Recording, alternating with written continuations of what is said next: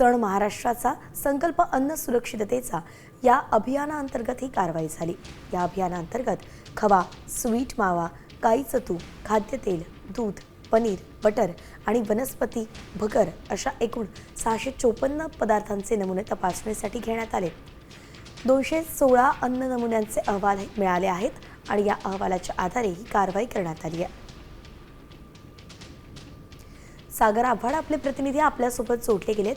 सागर, खरं तर पुण्यामध्ये ऐन सणासुदीत 2 कोटींचा भेसळयुक्त साठा सापडणं अतिशय मोठी कारवाई ही आहे। यानंतर पुढे कसा गुन्हा दाखल करण्यात आलाय, पुढची कारवाई कशी होतीये? नक्की आपण जर पाहिलं तर अत्यंत मोठी कारवाई जी आहे 2 कोटीचा हा सगळा साठा आहे। यामध्ये जर आपण बघितलं तर पनीर आहे, दूध आहे, खाद्यतेल आहे, तूप आहे, बटर आहे आणि बटर वनस्पती जे आहेत त्याबरोबर भगर आहे।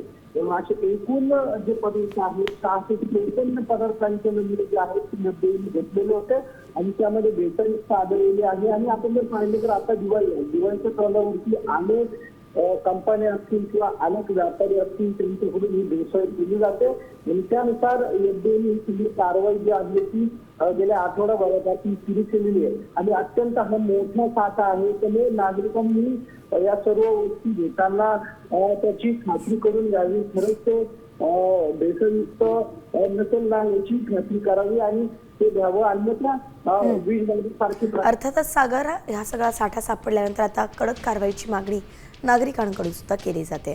धन्यवाद सविस्तर अपडेटसाठी।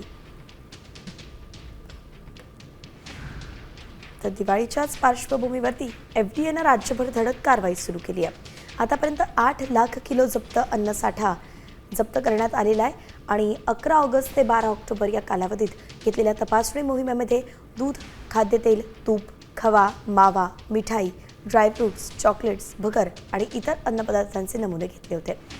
नागरिकांनी अन्नपदार्थांच्या गुणवत्तेबाबत तक्रारी कराव्यात असं आवाहन सुद्धा FDAनं केलंय। आता isakal.com आहे देशातील नंबर 1 ची मराठी न्यूज वेबसाईट। प्रत्येक अपडेटसाठी isakal.com ला नक्की भेट द्या।